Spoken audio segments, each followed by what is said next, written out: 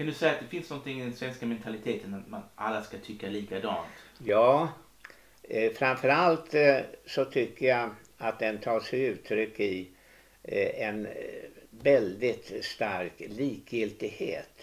Folk helt enkelt engagerar sig inte. Man söker inte kunskap. Man försöker inte att självständigt bilda uppfattning.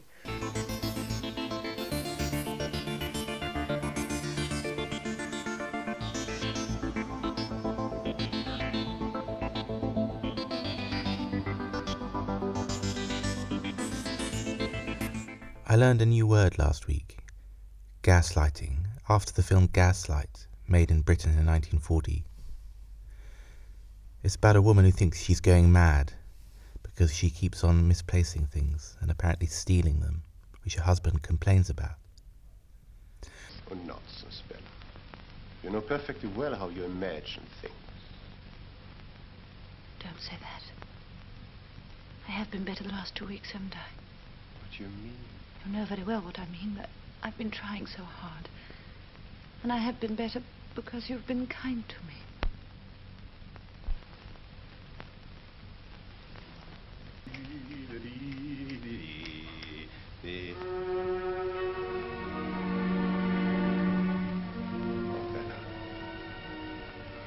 What is it? I've just noticed something. If you put it right when I'm not looking, I will say no more about it. What's the matter? I don't understand. Paul, don't turn your back on me. Look on the wall behind you.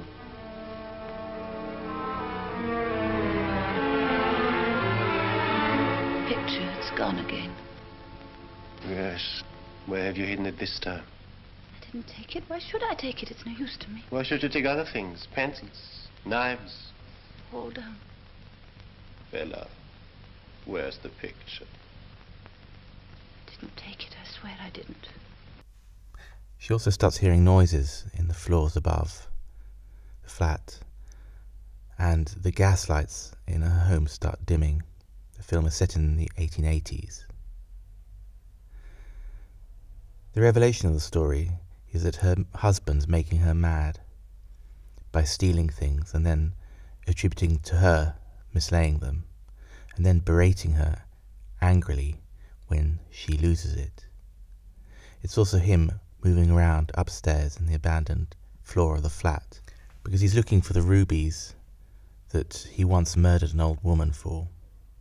Okay, typical Victorian melodrama stuff, but the phrase has since entered the lexicon of psychology. Is now used as a term to describe psychological abuse in relationships where one partner screws up the other person's life by undermining their foundations and misplacing things and doing things that make them lose their footing and general self-confidence, and then on top of that blaming them for it as inadequate. Apparently it happens in quite a lot of relationships. But gaslighting has also become to be the term used for the activities of intelligence agencies when they want to screw up the lives of one of their targets for political reasons. They hack their computers, they steal things, they burglarize the person's home and shift things around. All of which sends a signal that someone's been there. And some of these things are so stupid, the target can't tell anyone for risk that the person will be thought mad or disbelieved. I reckon a couple of the people I've interviewed this summer have been gaslighted. Ulla, whose car was broken into.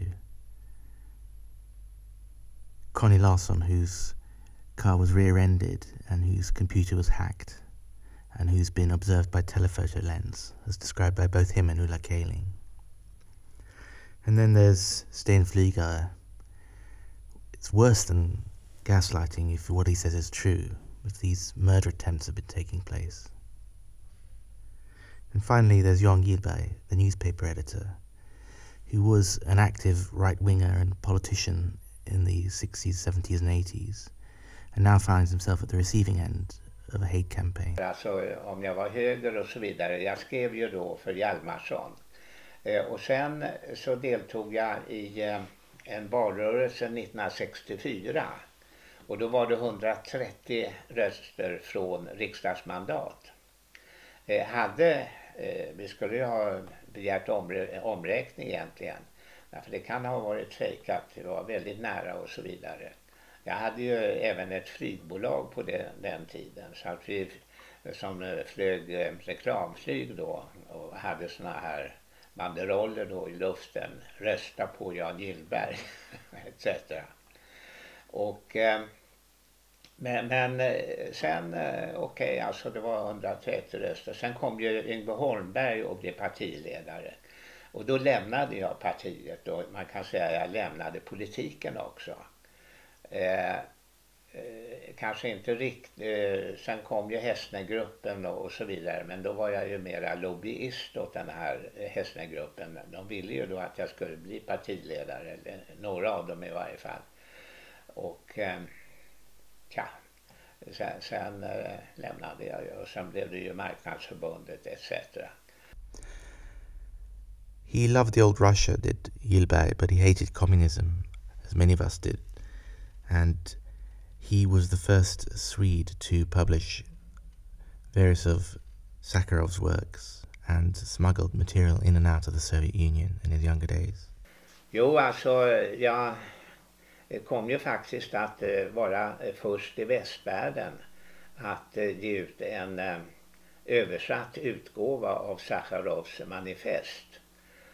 Och att jag kunde göra det kommer sig, det beror på att jag blev uppsökt av en kille som hette Alexander Timofejev, och han var chef för smog med högkvarter i Frankfurt. Och han hade hört talas om att jag var en ganska oförvägen person och som kanske skulle då kunna ta mig an då att till svenska översätta och ge ut då Sakharovs manifest i en liten skrift. Och så skedde. Jag organiserade så att vi disponerade en liten lägenhet på Linnégatan i Stockholm.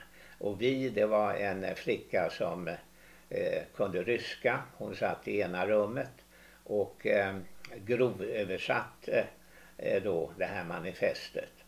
Och jag satt i det andra rummet och stilade till språket.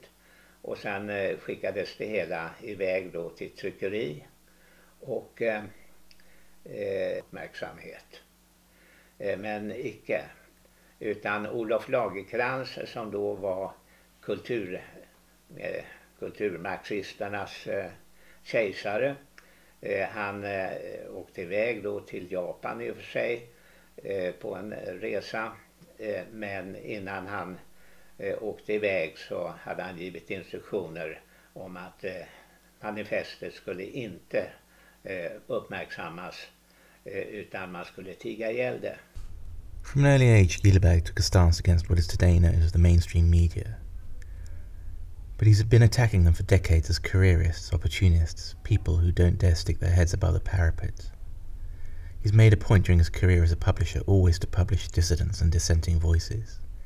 He was the first person in the West to publish Sakharov's text at a time when the mainstream Swedish press, led by the politically correct Marxist Olof Lagerkrans, wouldn't touch the subject. In recent years, Gillberg has published material about the Palme murder, including a series of articles written in collaboration with a Swedish politician called Jerry Martinger, who used his position as a party spokesman on law and order to dig into the murder. He found anomalies and strange things that did not fit with the official police story. The two of them called it a cover-up. He destroyed Martinger's career and caused endless trouble for Gillberg. As a result of his coverage, Gillberg has almost emerged as a champion of Palme, but that wasn't always the case. After the end of his political career, he went on to become a lobbyist for business and industry back in the 70s, writing proposals and articles for the business right, while running his magazine on the side. We have to look at history, go back to the hegemonic climate at the time. The Social Democrats seemed to be on course for ruling forever, and the right, of which Gillberg was part, was desperately probing Palme's weaknesses. The Social Democrats had a pretty hegemonic position in Sweden in the mid-70s. They'd been in power non-stop for 45 years. The bourgeois parties were a splintered, weak lot with no political talent, which had migrated to the Social Democrats during their years in power. Swedish business fought a counterattack against the excesses of the Social Democrats. One controversial proposal, the wage earner funds, would eventually allow the powerful trade unions to take over the entire private sector, socialization by stealth. The trade unions were strong, too strong. Campaigns were run by the likes of Gilberg's Marketing Federation, as well as the powerful Swedish Employers Association, headed by charismatic business types, of which Sweden produces surprisingly many. The youth organisation of the Conservative Party was famous for its parties and offered alcohol at a time when Palme's Sweden was a byword for prohibition. There's nothing to do in the evenings, and the two channels of state television produced worthy programmes about Marxist fighting songs. But the think tanks on the right published books about how Palme's enormous welfare state would give way to a society devoted to freedom of the individual. The business right in Stockholm organised huge demonstrations against the wage earner funds. But there's also a darker side to the criticism of the Social Democrats and of Palme. There were alternative magazines on the right that published dartboard with Palme's face on it, pictured him as a demonic figure dedicated to Sovietising Sweden, someone who had, quite simply, to be rubbed out in the manner of insects. Small far-right groupings had book tables in the centre of Stockholm, and Palme was accused of selling out Sweden. They disrupted his political rallies and followed him around. There were reputedly lots of talk inside the military and business, the police, about Palme's character. Even as he was loved abroad, especially in Africa, he was a very polarising figure in Sweden. He gave as good as he got. Angrepp mot Sveriges regering. Hälsa honom att Sveriges utrikespolitik, det är inga pajaskonster. Det är inte hehe och hepp hepp. Some writers have speculated that the Swedish Employers Federation was very close to Western and American intelligence interests, that they were part of the so-called stay-behind organisation, which exercised a political prophylactic against movements in Western Europe that threatened to move their country closer to the Soviet Union. The stay-behinds consisted of senior businessmen, politicians, military men who got together in a committee and kept an eye on political developments and liaised with NATO quite closely. It's still much of a secret, but what is known that the Swedish Employers Federation's head from 1978 was also the head of the Swedish stay-behind movement. For example, this document, Cosmic Top Secret, which purports to be from NATO, it calls on some Swedish team led by a naval commander to begin their destabilization campaign of the Swedish political scene, because of the Swedish public's and Palme's wish to maintain Sweden's neutrality in the face of pressure from NATO. Gilberg told me that he circulated and he heard rumours that Olof Palme had AIDS and that he was a homosexual, which made him a security risk, open to blackmail. Palme ska ju då ha haft ett relativt speciellt, ska vi säga, sexuellt liv. Och han påstår, här står det ju då rakt upp och ner att han var bisexuell. Och det antyds att han till och med hade en relation till Ebbe Carlsson. Det står alltså i den här boken. Och dessutom så, och det har jag hört ifrån annat håll, han hade ju då en älskarinna, en fotograf som heter Rydberg. Och hon ska då ha tagit bilder av Palme när han var utklädd till kvinna på fester och sånt där. Och Säpo var då hemma hos Rydberg och tog hand om de här bilderna etc. Och det finns relativt hyfsat styrkt att det skulle vara på det, hur bilderna såg ut, det vet ju varför inte jag. Men att polisen Säpo var hemma hos fotografen älskarinnan Rydberg är helt klart. Och då är naturligtvis nästa fråga, kan KGB ha fått tag i sånt material? och kunnat användas som utpressning på. Ja, men det är ju klassiskt att det är så de jobbar. In the 1960s, he had appeared in one of Sweden's most notorious films, I'm Curious Yellow, quite a self-indulgent product, which featured a naive girl looking for the meaning of life and in a faux documentarian style interviewing famous people about it, including the then education minister Olof Palme. Det tycker jag. I de flesta meningar så är vi väl fortfarande kvar mycket starka drag av ett gammalt klassamhälle. Vi har, som jag tror någon har sagt, ett inkomstklassamhälle. Och man kan precis se vilka orsaker det är. Man har lägre inkomster på landsbygden än i tätorter och i stora städer. Man har lägre inkomst om man är kvinna och man är man. Man har lägre inkomst om man har... Palme didn't talk about sex, but he talked about women's equality and equal wages. It established Sweden's reputation as a country that was easy about sex and contributed to Palme's notoriety abroad, which also included his criticism of the Vietnam War and America generally.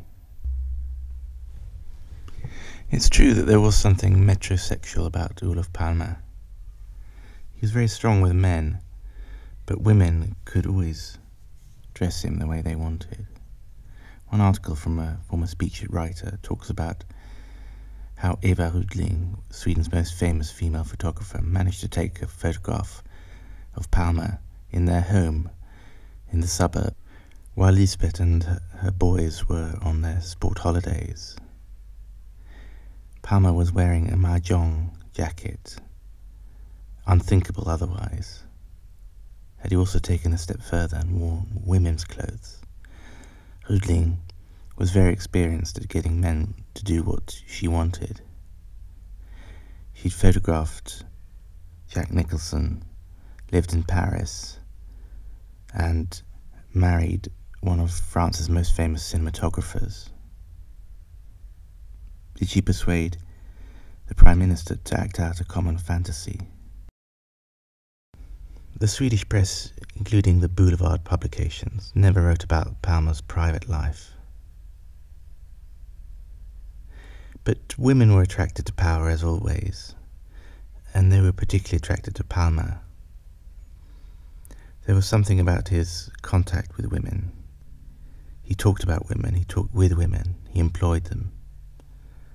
And of course, he wasn't stupid. He did many reforms to bring women out into public life and into the workplace. In the beginning, his Social Democrat Party was a party of male workers. By the end of his rule, it was the party of women in the public sector who voted for him. One of his alleged lovers was Shirley MacLaine, the actress. To be honest, I'm a bit sceptical that Palme was gay, bisexual, had AIDS, or even dressed up in women's clothes. It sounds like a smear by the intelligence services, or just his other opponents. From the late 80s, Gilbert spent more time on his magazine. From the hours I spent working with him, I sensed there are two Gilberts. There's the truth seeker and journalist of great integrity, and there's the older Gilbert, the political entrepreneur, speechwriter, and friend and confidant of industrialists and businessmen. DSM is an intellectual magazine which takes up all sorts of subjects. The quality is uneven because of he's understaffed, but there's an impressive range of stimulating articles at its best. Recent subjects have included the fact that Putin's been bullied by the Western media and that free trade might not always be such a good thing, both of which go against current orthodoxies, especially in the Swedish media. He also reported on Jerry Martinger's story, like no other media. As an MP for the Swedish Conservative Party, Martinger was his party's representative on the National Police Board, and his findings indicated that the Swedish police were involved as well as any possible foreign intelligence agency that might have been involved. Ja, när det gäller Martinger så är ju vid den tidpunkt då Martinger kommer in i bilden, då är han riksdagsman och han sitter i justitieutskottet och han blir i riksdagen uppsökt av då Holmérs chaufför som då berättar för så att säga riksdagsmannen Martinger att han hade kört då Holmér runt i Stockholm, och han angav ju också väldigt exakt själva rutten och att man hade åkt förbi då på Sveavägen dessutom långsamt och så vidare. Det verkar ju väldigt, väldigt trovärdigt, den berättelsen. Och sen har vi ju då det här uttalandet som Holmér själv har sagt att om sanningen skulle komma fram då så blir det ju ett, vad uttrycket nu är, nästan till en revolution. Sen med den här kunskapen som så att säga Martinger hade fått sig till livs i kombination med att han hade en befattning som riksdagsman och därmed var ägnad att liksom besitta trovärdighet, så blev han en, om vi så uttrycker det, säkerhetsrisk för de som ville dölja det förhållandet. Bland annat att Holmér hade blivit körd runt i Stockholm under mordnatten. Och sen utsätts då Martinger för alla möjliga märkligheter och trakasserier, närmast ägnade att knäcka honom. Och det är väl ingen tvekan om att han har blivit i någon mån mentalt skadad av allt det som han kom att utsättas för. Kan du ge några exempel? Ja, han hade ju då, han blev ju uppsökt av olika personer vid olika tillfällen, och han skulle infinna sig bland annat mötesplatser i Stockholm där han skulle träffa mig, och det var ju fejkade historier. Och sedan vid 2 tillfällen skulle han åka ner till Gränna och träffa mig utanför ICA, och det var också fejkat. Worse was to come for both Gillberg and Martinger. Families of the children who shared Martinger's children's school class started getting harassment calls, apparently from Martinger's home phone number, where the person would breathe into the phone and then slam it down. They took him to court and he lost everything. He lost his position in Parliament, his lawyer's practice, his wife, and I think custody of his children. It was a brief scandal in the media, but was it him being gaslighted? And why was he on the trail of something that was so important that the man's reputation was destroyed and his life was destroyed? Martinger and Gillberg worked together for a couple of issues, and he wrote this up, and then things started happening to Gillberg. Så hörde jag då att det var ett klapperljud baköver i bilen. Men jag är ju ganska oförvägen i och för sig och menade väl att det där kan ju inte vara så jävla farligt, så att jag var nog inställd på att åka iväg. Men det gjorde jag nu inte, utan jag åkte då till en bilverkstad, bröderna Wadstens bilverkstad. Och 2 av bröderna provkörde bilen och vi grep inte vad fan det här var. Men sa då att du kan ju inte åka utan att vi har tagit reda på vad det är. Så att jag sköt upp den här resan. Och sen kollade de bilen, och då visade det sig att under till bak på bilar så är det hårdplast. Och då hade man skurit den här hårdplasten och så att den slog mot hjulaxeln. Men det på ett så att säga plastområde där, ja, det gjorde man då och så vidare. Sen hade man då punkterat bensintanken. Och det gjorde, och det på ett sådant sätt att det rann bensin ner mot den här hårdplasten. Och hade man kört då en 10 minuter, en kvart, halvtimme, 120 eller något sånt där, så hade friktionen gjort att den här plasten skulle börja brinna. Och det här är då väldigt sofistikerat och så, på det sättet att det hade ju gått åt helsike, men utan att man kunde spåra att någonting var tillfört. Har du några hypoteser om vem detta kan vara? Nej, och det är det där som är så fullständigt då gagnlöst att spekulera i. Jag kommer ingen vart alltså. Jag kommer inte dit hän att jag kan säga så måste det vara. Utan jag bara simmar runt i olika tankar.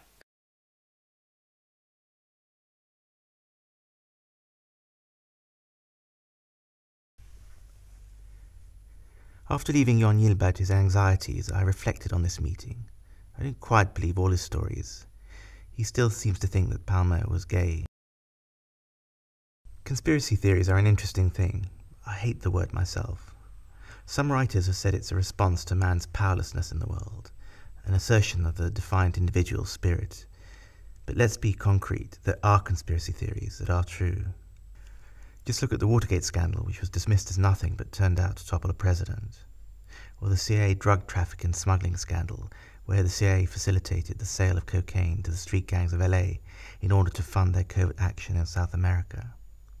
The coup against President Mossadegh in Iran. The psychological manipulation program called MKUltra, which used LSD on innocent people. The assassination plots against Castro in Cuba, or Lumumba in Congo. And do realize it's only the unsuccessful plans we ever get to hear about. Or the Gulf of Tonkin incident, the falsified report of the North Vietnamese attack against the USS Maddox, which gave a false pretext for the US war against North Vietnam.